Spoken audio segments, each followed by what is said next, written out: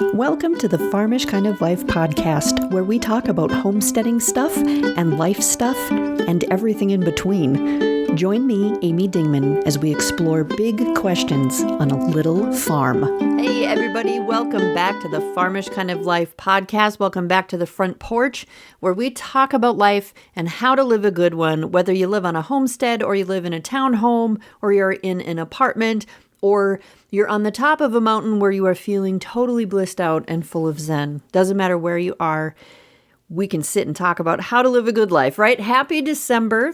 Happy last month of 2025. I hope you have brought your coffee or your tea or your eggnog or whatever you're drinking right now. We are probably going to have to move inside to the living room today. We're not going to be able to sit on the front porch, probably, because temps here in Minnesota have taken a huge dip. I'm not kidding. I feel like 2 weeks ago we were talking about, oh my gosh, it's like 60 degrees. It's so warm. Now they're talking 20 to 30 below wind chills coming up here. Come on now. What is that? We got all the snow now. We got the super cold air. Winter is here to stay. Winter is here to stay. She came with a vengeance and she is here to stay. So anyhow, maybe if you stay long enough today, I will warm you up some of the leftover honey garlic rabbit that I made last night for supper. It was delicious. I pieced out a rabbit and I threw it in the slow cooker with a nice sauce that I made from, let's see, there was honey and soy sauce and minced up garlic and some ginger. Threw that in there and let it cook for, I browned the rabbit first and then let it cook for maybe 3 hours. And it was done. Probably could have done it for 2. I don't know. It was only like a 3-pound rabbit. So I probably should have made 2 of them, but it was delicious. So if you are not opposed to leftovers, I would be happy to bring some of that out for you. I'm surprised there were leftovers, actually. My husband had some, I had some, and then we were waiting for our oldest to come home from work so he could have the rest of it, and he got home and he'd already eaten at work. So there you go. I got a little bit left for you, I guess. But first, before we eat whatever we're going to eat, I want to sit and talk for a little bit about something that I have noticed ever since I started working outside the home again. It's been about 6 months I've been back out in the work world, away from just working at home. And here is something that I've noticed. A lot of people are living like everything is an emergency. Does this hit home for anybody? Have you seen this? There's people out there living like everything is a crisis, everything is urgent, everything needs to get solved right now in this exact moment right here. It's like the whole world is stuck in some kind of permanent 5-alarm fire mode. And it reminds me of the podcast episode from last week where I was talking about priority, the word priority, how it used to be a singular word. It was one thing. It was one main focus. And then somewhere along the way, we turned priority into priorities. We made it plural. And suddenly, way more things were important. Everything became important. Everything became urgent. Everything became a thing that we had to do, right? So maybe this is just a continuation in my thoughts from last week's podcast episode. But here's the thing that I keep kind of circling back to when I'm thinking about this. Why are we acting like life is an emergency? That's probably what I titled this podcast episode. I don't know what to title the podcast episode till I get done, but I think this one's going to be Life is Not an Emergency, okay? Why are we acting like life is an emergency? Does the thing that we're looking at or we're thinking about, does it actually need to happen today? Does it actually need to happen right now? And if it doesn't happen today, if it doesn't happen right now, what's going to happen? Is someone going to take away my birthday or something? If it doesn't happen right now, if it doesn't happen today, if it doesn't happen tomorrow, this super important thing, life is not an emergency. And look, I'm not saying be lazy. I'm not saying don't be responsible. This is not going to be one of those episodes where it's just like, just live simply. And the answer is just quit everything and then go sit in a meadow and let the universe handle it. That's not what this is about, because there are people who will say that. And honestly, that's just the easy way out. I think this is about something deeper. Now, when I just said life is not an emergency, it made me think of something else. because I think there's really two ways to look at life is not an emergency. So there's kind of a couple directions this episode could probably go. I think when some people of a certain, I was going to say society, a certain community, when they hear that life is not an emergency, there's a certain thing they think. So this would be like the preppers and the homesteaders and the zero debt people. When they say life is not an emergency, they mean you should absolutely prepare for the emergencies that actually can happen. There's stuff that's going to happen. You should know that it's going to be part of life. You should prepare for that. You shouldn't be acting like, oh my gosh, I never thought this could happen. Like, there are emergencies that happen and you should prepare for them. So that is something that, the prepper, homesteader, zero debt, those kind of people, they will say life is not an emergency. So prepare for it, right? And there are things that might hit you someday, and basic preparation is smart. But I keep thinking about a few of my gal pals and I were talking maybe a few months ago. And, we were deep into the homesteading, the prepping, the zero debt, and all of that. And we sat around talking one day, and what we realized is that we have lived with a sense of urgency for so long, being part of that kind of community, hardcore homesteading and super awesome preppers and, pay off everything and zero debt, get rid of all your debt. I'm not saying these are bad things, but when you live with that sense of urgency for so long, stock up, pay off, prepare, stock up, pay off, prepare. That's all you're thinking about. One day you look around and you think, all right, I think I'm good. Like I'm stocked up. I've got stuff paid off. I feel pretty prepared. At this point, I'm just kind of looking for the next thing to do. Like, what's the next thing I can do? And I'm kind of running out of the ways that I feel that I can, realistically prepare for things. So you look around and then you're kind of like, okay, now what? Like, now what do I do? And my gal pals and I were talking about this because it's almost like your brains have been conditioned to live in emergency mode. And when that emergency mode is no longer needed, it's like your brain doesn't know what to do. It's like you don't know what to do with yourselves because you're not like, oh my gosh, I have all these bills I have to pay. Or, oh my gosh, I need to fill the basement with all this food. I need to fill that freezer and then fill another freezer. I need to prepare for this and that and the other thing.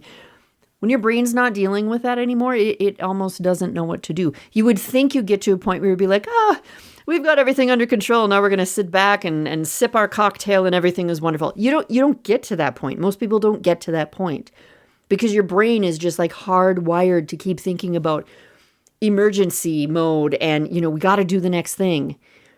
And friends, that's dangerous. Not only is that exhausting, I think that's a dangerous way to live. But I also think that, this whole life is not an emergency. You don't have to be a prepper to understand this, okay? Because this, oh my gosh, all the things shows up in a lot of different places, okay? It shows up in your schedule. It shows up in your inbox. It shows up in your kids' activities. It shows up in all the expectations you have for yourself.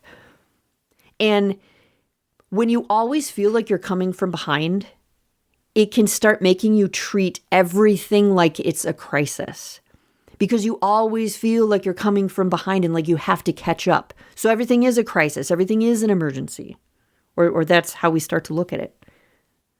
But what actually is an emergency? Like what's the definition of an actual emergency? So an emergency is an urgent, unexpected situation that poses an immediate risk to health, life, property, or the environment and requires prompt action. That is an emergency. Okay? Do we need to say that again? Let me find it here again. An emergency is an urgent, unexpected situation that poses an immediate risk to health, life, property, or the environment and requires prompt action. Okay? So let's talk about a few things that are not emergencies. You realizing that you cannot possibly fit a sixth meeting into your day is not an emergency. You not having enough matching plates for your dinner guests is not an emergency. Your kid not being able to do 4 sports and 3 different clubs and a partridge in a pear tree is not an emergency. You not answering that email or that text message or that whatever the second that your phone tells you it's there, that's not an emergency, okay? Most of our lives are not us rushing into burning buildings. Most of our lives are not doing open heart surgery. Most of our lives are not like stopping someone from bleeding out, okay? You're not going to die if you don't get all the things done today, okay? And 99% of the time, neither is anyone else. Nobody's going to die if you don't get it done today. And here's something else I was thinking about, and it gets a little bit uncomfortable here, but I think that's okay because we can talk about uncomfortable things on the front porch. That's what we do, right? Here's the question. Do we create our own little emergencies? Because maybe we set our lives up like this. Maybe it's that we like being needed or feeling important or trying to prove something. And maybe that's why everything becomes so important, because then it makes us important, right? Maybe we look out there and we see other people rushing around, doing all the crazy, and we think, oh, look how important they are. Man, they must matter so much. They have so much to do. So many people are depending on them. Oh my gosh, they just have all this stuff, right? And so we see what they're doing, and then we take on more, and we rearrange the schedule, and we push ourselves past human limits to feel necessary. Ouch, you guys. That's kind of uncomfortable, right?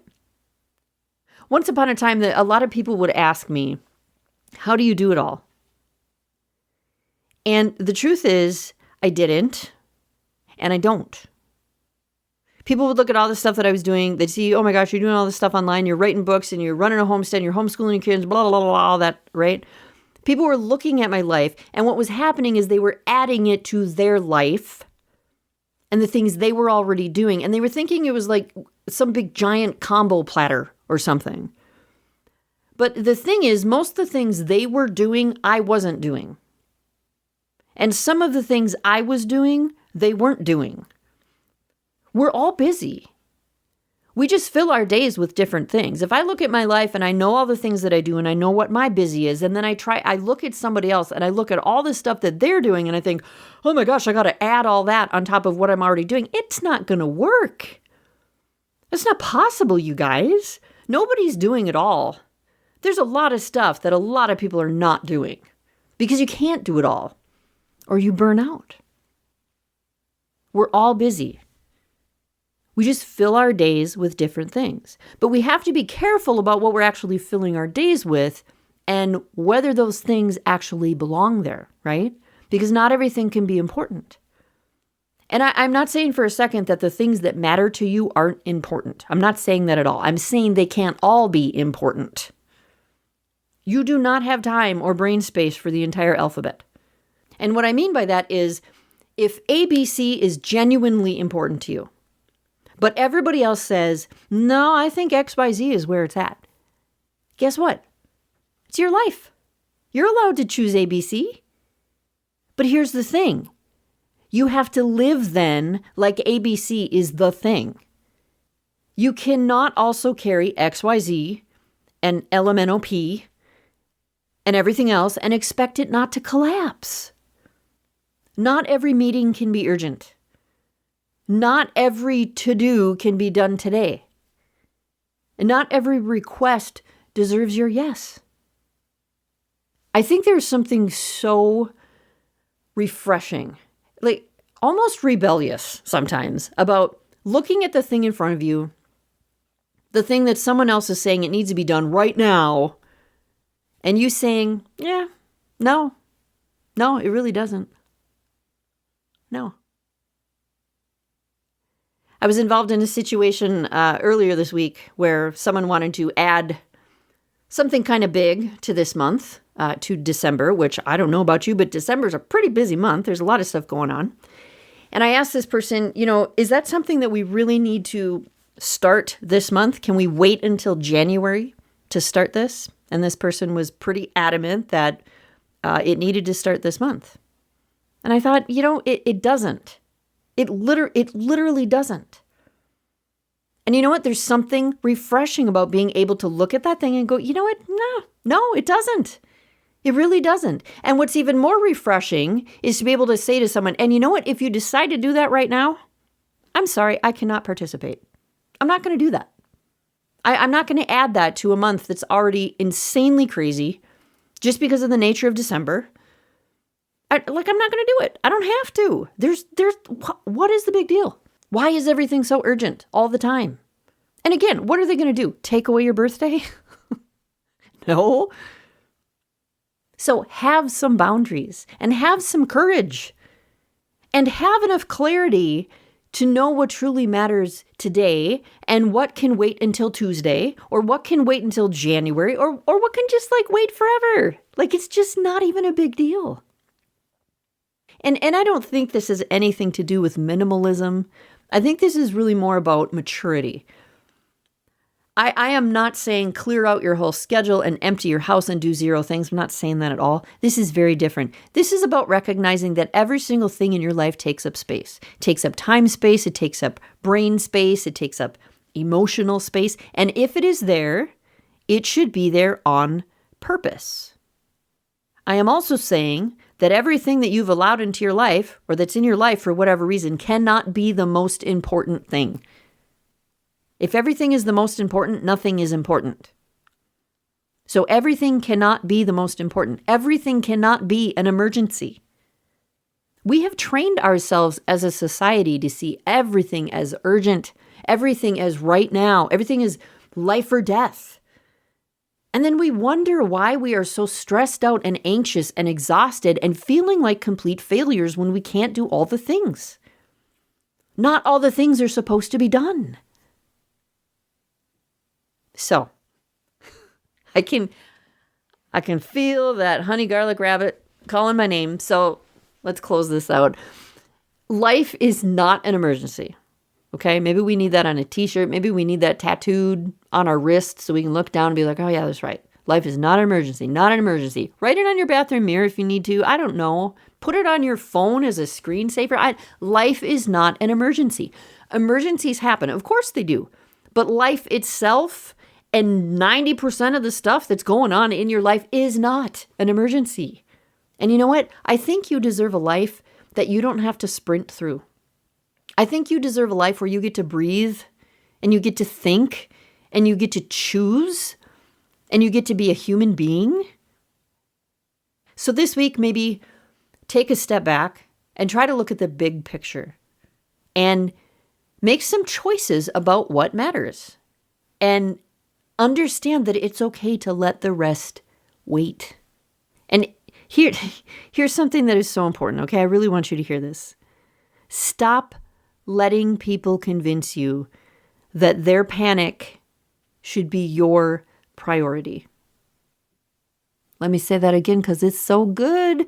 Stop letting people convince you their panic should be your priority. All right? Let's go inside and let's warm up some of that leftover honey garlic rabbit because it is so delicious. Grab your coffee, bring it with you, take a breath, and remember, they can't take away your birthday, okay? Your birthday is safe. Have a great week, you guys. Talk to you soon. Hope you enjoyed the show today. To continue the conversation, visit our website at afarmishkindoflife.com. Find A Farmish Kind of Life on social media or drop me an email at amy@afarmishkindoflife.com. Peace, love, and bacon, y'all. Stay farmish.